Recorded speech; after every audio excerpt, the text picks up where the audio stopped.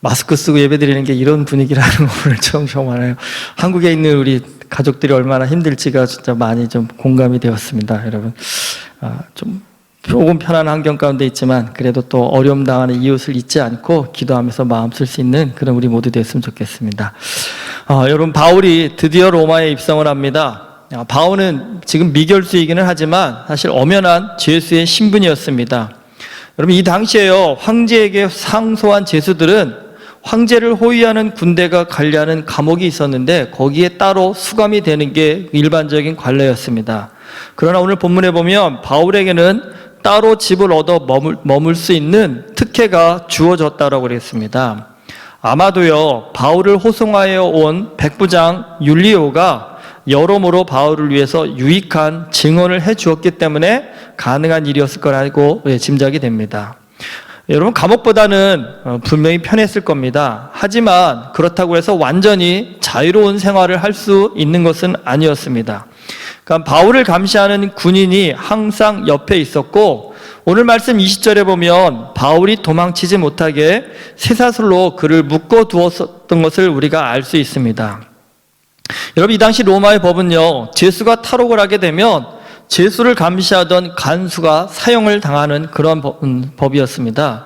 그래서요, 바울처럼 비교적 자유로운 환경에서 생활하는 이 죄수를 감독하기 위해서 보통은요, 간수가 쇠사슬로요, 자기 손목과 죄수의 손목을 같이 결박하였다고 합니다. 그러니까 영화에 보면 우리가 왜 형사들이 자기 한쪽에다가 또 죄수의 한쪽에다 수갑을 채우는 것처럼 그와 비슷한 상황이었던 겁니다. 그렇게 되다 보니까 이 간수와 죄수는요, 24시간 붙어서 같이 생활을 해야 되는 그런 처지였다라는 겁니다. 바울도요, 아마 지금 그런 상황 가운데 있었을 것이다라고 추측이 됩니다. 여러분, 바울과 같이 지금 같이 묶여진 군인 간수가 있었던 겁니다. 자, 바울과 간수. 여러분, 이 상황에서 여러분은 누가 더 걱정이 되십니까?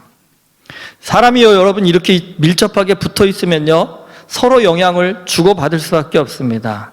바울을 지키는 이 군인은요, 분명히 그리스도인이 아니었을 겁니다.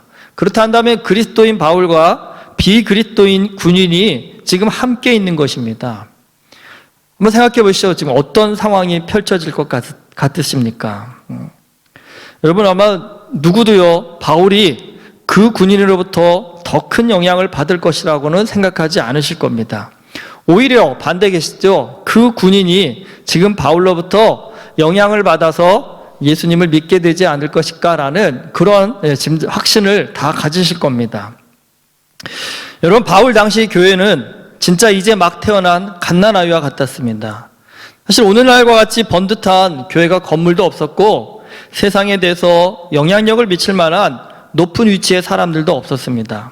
그리고 돈도 별로 없었습니다. 유대의 종교 지도자들이나 이 로마의 고위 관료들은요, 사실 이 교회의 이런 형편들을 보고 이 기독교인들은 조금만 핍박을 하면 금방 교회가 다 사라져 없어져 버릴 것이다 라고 그렇게 생각을 했었습니다.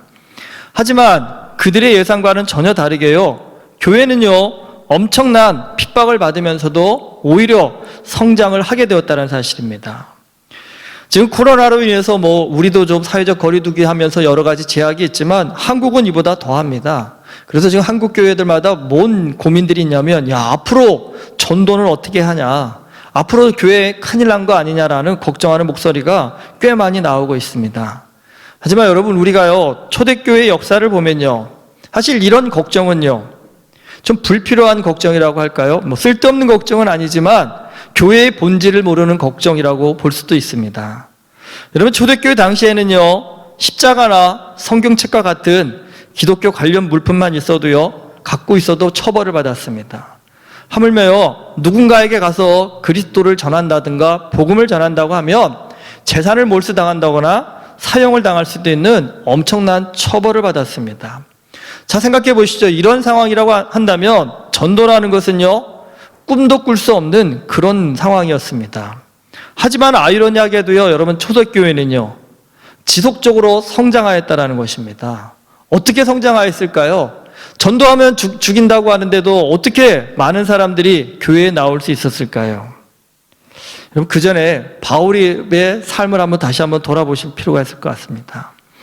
여러분, 바울은 말을 잘했을까요? 바울의 설교는 어땠을까요? 여러분, 재밌었을까요? 지루했었을까요? 목사지만 솔직하게 들으면 바울 설교 굉장히 지루했을 것 같습니다. 바울의 복음의 핵심 중에 핵심이 로마서라고 하는데, 여러분 로마서 읽고 한번 보십시오. 잘 쏙쏙 들어오시나요? 귀에요? 솔직한 심정이지만 저도 은혜가 없을 때는 로마서 읽을 때마다 졸롭더라고요. 그리고 읽고 또 읽어도 도대체 지금 뭔 말을 하려고 이 얘기를 하는 건가 궁금한 적이 굉장히 많았습니다. 근데 대부분 성경학자들이요, 바울이 글은 아주 달필이다, 잘 썼지만 말은 그리 유창하지 못했다라는 것에 동의를 합니다.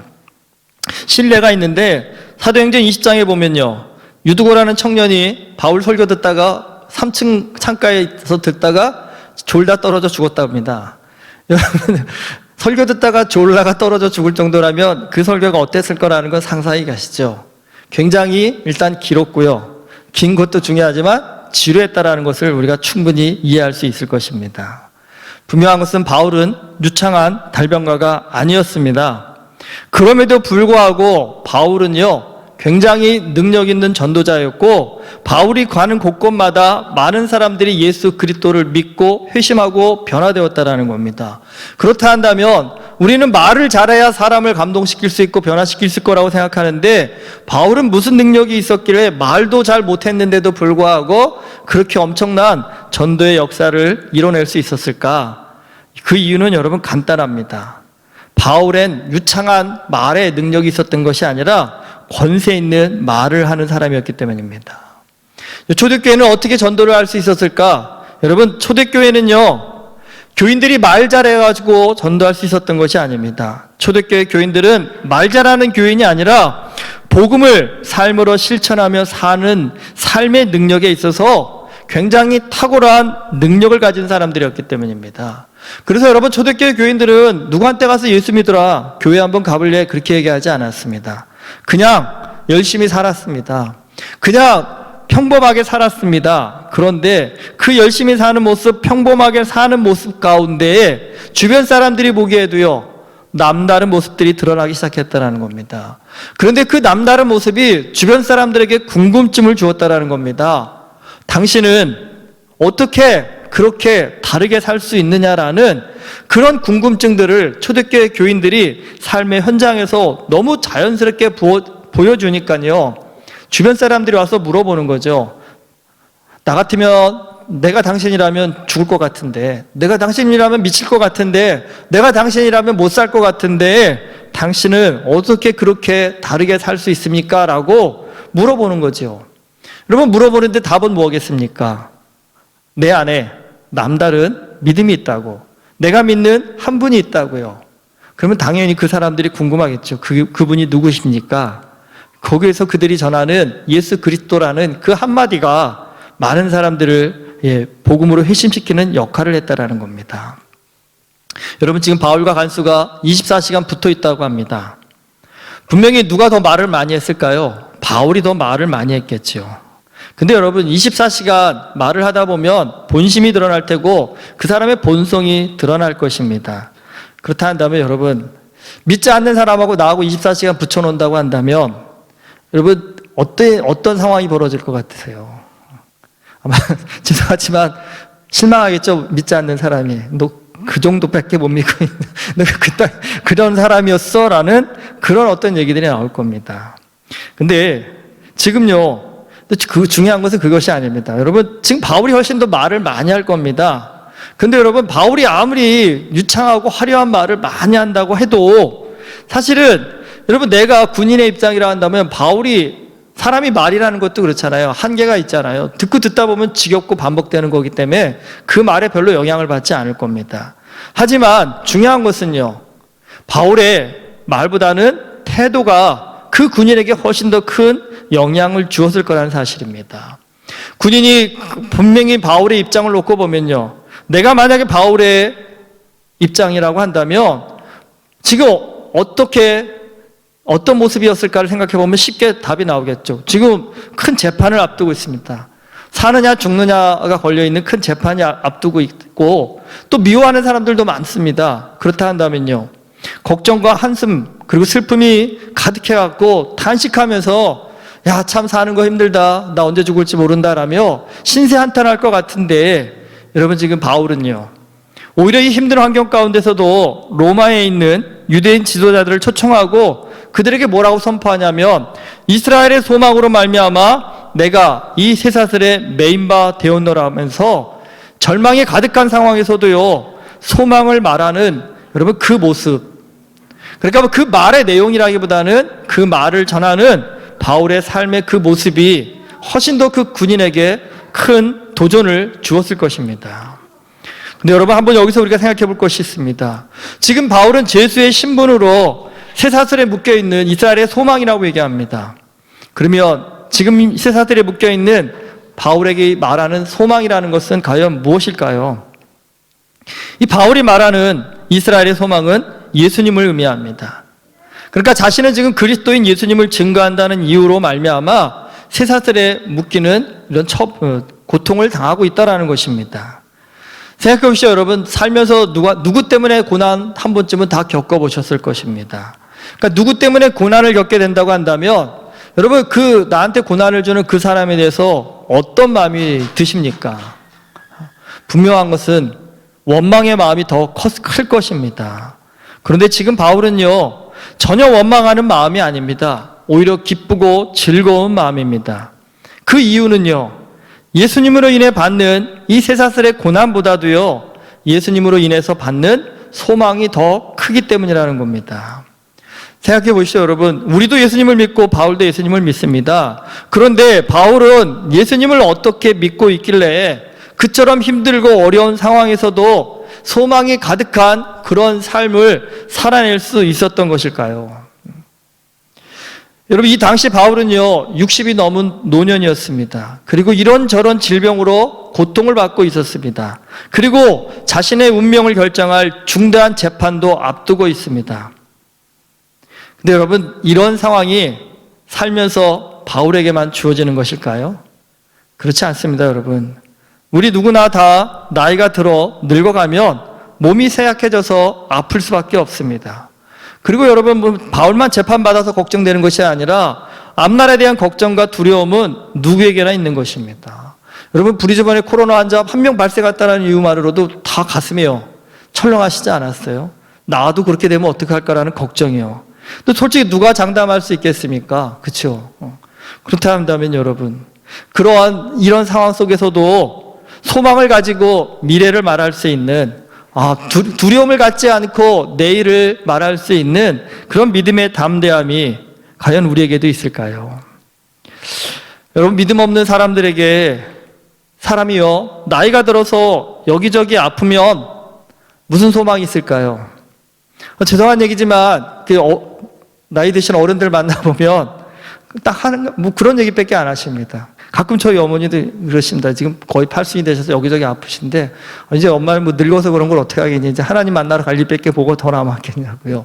근데 저희 어머니만 그러신 게 아니라 대부분 노인들이 그러시더라고요. 아유, 이제 죽는 거 말고는 무슨 소망이 있겠느냐라면서 그렇게 인생을 한탄하시는 경우를 굉장히 많이 봅니다. 바울도 그러한 나이고 그런 연배였습니다. 근데 여러분, 노쇠한 바울은요, 지금 로마 시내의 한 작은 집에 갇혀 있으면서도요, 바울에게는 꿈이 있었다는 사실입니다.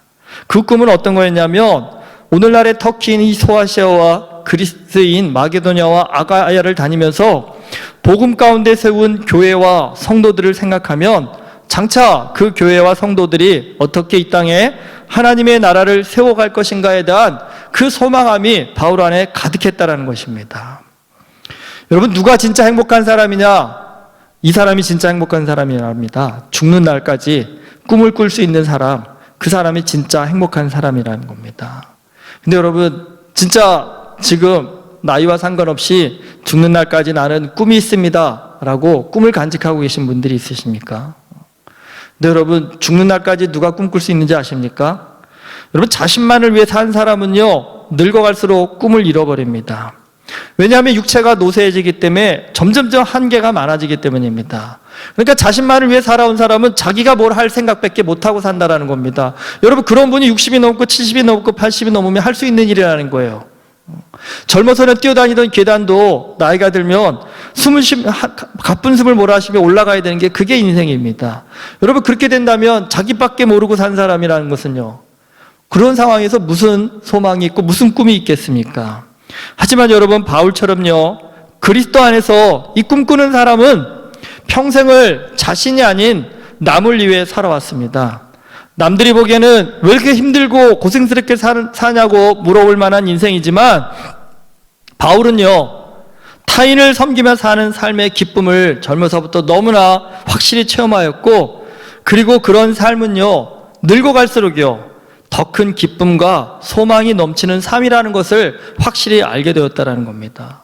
여러분, 지금 바울 또래의 노인들은요, 한결같이 이제 죽을 일밖에는 남아있지 않다라면서 인생이 참 허무하다라고 되뇌고 있는데, 바울은요, 입만 열면 무슨 얘기하냐면 소아시아와 마게도냐와 아가야를 비롯한 세계 열방을 바라보면서요, 자신이 그동안 섬겨왔던 디모데도 있고 디도도 있고 누가도 있고 마가도 있고, 로마서 16장에 보면 바울이 사랑하는 무수한 사람들의 이름들이 훨씬 더 많이 나옵니다.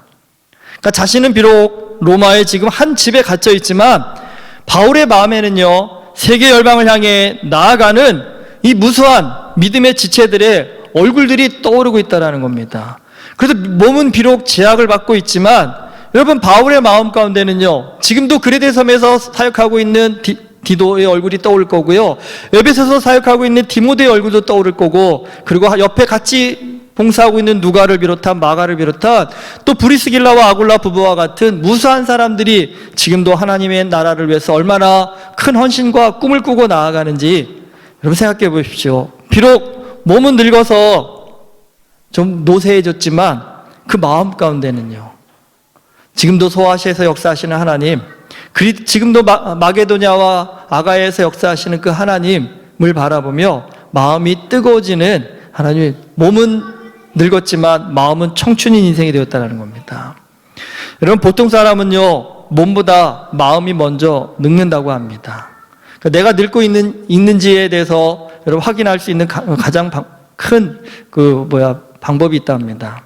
요즘 내가 하는 말 중에 미래에 대한 얘기보다 과거 얘기가 많아지기 시작하면, 그러니까 소위 말하면 왕년에 이 얘기 자꾸 하시면 뭐예요?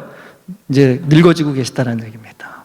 늙을수록 옛날 생각만 하지 앞날을 안 본다라는 겁니다. 근데 여러분, 이러한 그 세상 사람들의 흐름에 휩싸이지 않는 그 비결이 바로 복음입니다.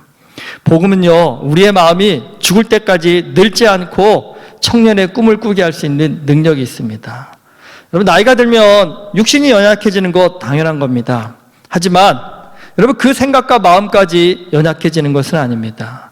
오히려 여러분, 나이가 들수록 인생을 살면서 경험하고 깨달은 지혜, 이거는 훨씬 더 커집니다.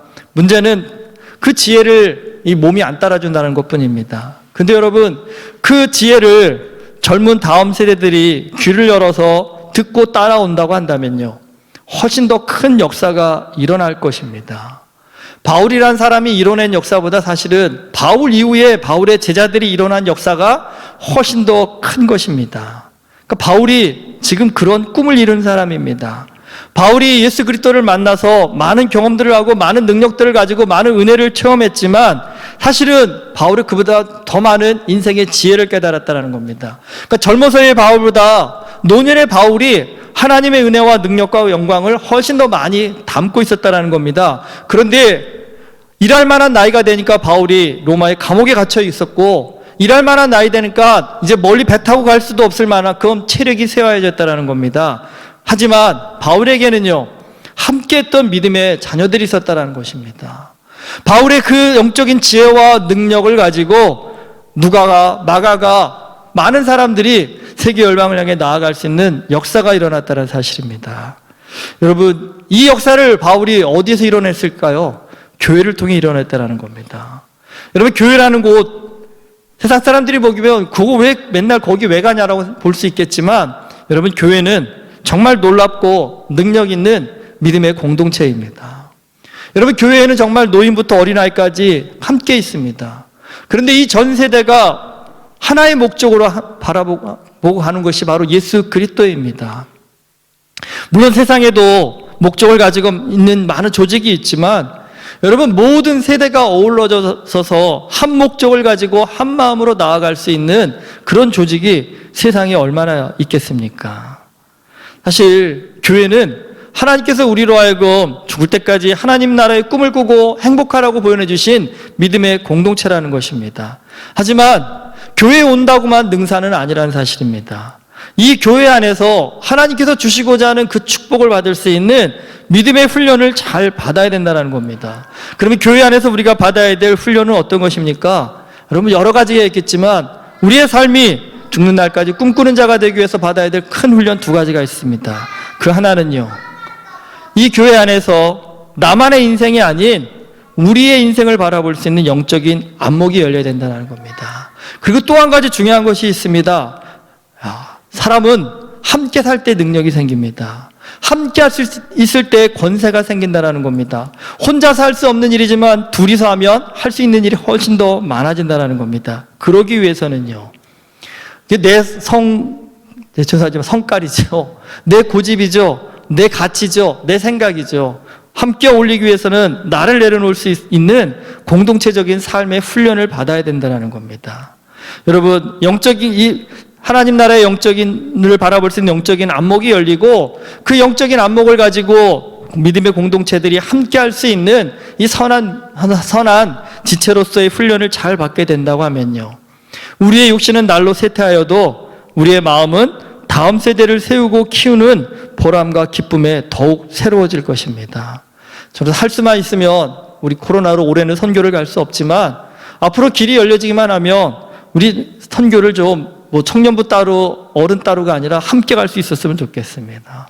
어른들이 함께 선교제를 청년들과 누비면서, 물론 저도 나이가 들어서 이제 선교제 갈 수 없는 때가 오겠죠. 여러분, 그때 우리 아이들이요, 노아가 될 수도 있겠죠. 그게 이대가 될 수도 있겠죠. 그 아이들이 목사님 캄보디아 선교 갑니다, 기도해 주십시오 했을 때 가보지도 않은 제가 그들을 위해서 그래 기도해 줄게와 그 땅을 함께 누리면서 그 옛 하나님 나라의 추억이 있는 사람이 해주는 기도는요, 다르겠지요. 캄보디아에 가서 그들이 하고 있는 그것이 내 머릿속에 영상처럼 환히 비춰지면서요, 하나님, 저들에게 하나님의 영광이 임하게 해달라고, 저들에게 하나님의 능력이 임하게 해달라고요. 그러니까 어쩌면 우리는 맨 땅에 토대를 마련하느냐고 큰일을 못할 수 있었지만 우리가 마련한 그 토대 위에서요, 저 아이들이요, 열심히 캄보디아 사람들을 가르치고 훈련시켜서 그들 안에서 캄보디아를 변화시키고 이끄는 믿음의 지도자들이 나오는 그 역사들을 보게 된다 하면요, 여러분, 몸이 쇠약해서 비록 집안에 앉아있지만 그 얘기를 듣는 것만으로도요, 그 상상을 하는 것만으로도요, 여러분, 늙어도 가슴이 벅찬 그 꿈들이 우리 안에 일어날 수 있지 않을까요? 몸이 좀 쇠약해도 그 쇠약함 때문에 한탄스러운 것이 아니라, 하나님, 이 나이 먹도록 나 쓸데없이 살지 않고 이런 귀한 꿈을 꿀 수 있도록, 이 귀한 은혜를 경험할 수 있도록 나 이끌어 주셔서 감사합니다라는 그런 감사의 고백들이 우리 입술 가운데 나오지 않을까요? 여러분, 잘 늙어야 된다고 얘기하더라고요. 저도 잘 늙고 싶습니다. 어떻게 하면 잘 늙을 수 있을까? 바울의 모습을 보며 꿈꾸는 자가 되어야겠다는 생각이 듭니다. 자꾸, 죄송하지만 저도 좀 나이가 먹을수록 좀 한계를 자꾸 갖게 되는 것 같습니다. 그러니까 이제는 좀 더 멀리 선교하는 것도 좀 이렇게 주춤해지고, 비행기를 타도 요즘 귀라고 얘기할 때는 이 다음에는 좀 비즈니스 타고 갈 수 있도록 돈 좀 많이 후원해라 얘기하는데, 좀 비행기 타는 것도 힘들더라고요. 하지만 그런 한계보다는 이제는 우리 다음 세대들이 얼마나 열심히 그 인생을 펼쳐갈지에 대한 꿈을 꾸는 그 일에 자꾸 초점을 맞추게 됩니다. 여러분, 바울은 나이가 들어도 육신의 한계에 갇히지 않았습니다. 오히려 나이가 들수록 젊어서 그가 열심히 뿌려놓은 하나님 나라의 꿈을 가지고, 여러분, 오히려 나이가 들수록 더 큰 꿈, 무한한 영생의 삶을 바라보면서요, 정말 죽을 때까지 가슴 벅차고 꿈을 꿀 수 있는 행복한 그리스도인의 삶을 산 정말 능력 있는, 정말 복된 그리스도인이었음을 우리가 알 수 있습니다. 오늘 이 바울의 이 삶을 보면서 우리도 그러한 꿈을 꿨으면 좋겠습니다. 하나님, 죽는 날까지 하나님 앞에서 꿈꿀 수 있는 믿음의 사람 되게 하여 주시옵소서. 그 죽는 날까지 하나님께서 주시는 그 놀라운 은혜를 가지고 가슴 벅찬 그런 인생을 살 수 있는 그러한 한 사람의 그리스도인 될 수 있게 해주십시오. 그렇게 기도하면서 이러한 복을 받아 누릴 수 있는 우리 모두 될 수 있기를 주님의 이름으로 축원합니다. 기도하시겠습니다. 사랑해 주님, 바울의 인생이 참 힘들고 어렸을 것 같지만 하나님 그 깊은 내면을 바라보면 로마의 감옥에 갇혀서도 꿈꾸는 자가 되었습니다. 로마의 감옥에 갇혀서도 하나님 그 마음이 벅찬 가슴이 뜨거워지는 그런 인생을 살았습니다. 늙어서도 꿈꿀 수 있는 자였고 늙어서도 가슴이 벅찰 수 있는 그런 능력 있는 사람이었음을 보게 됩니다. 주님, 인생에 재미가 없고 살 소망이 없다라고 말하는 사람들이 많은 이 시대 속에서 정말 예수 믿는 재미가 무엇인지, 예수 믿는 기쁨이 무엇인지, 예수 믿는 행복이 무엇인지를 우리 모두가 깨닫게 하여 주시옵시고 하나님, 주님 앞에 서는 그날까지 가슴 벅차게 꿈꾸며 살 수 있는 우리 모두가 되어줄 수 있도록 성령께서 우리의 마음과 생각과 뜻을 붙잡아 주시옵소서. 예수 그리스도의 이름으로 기도드립니다. 아멘.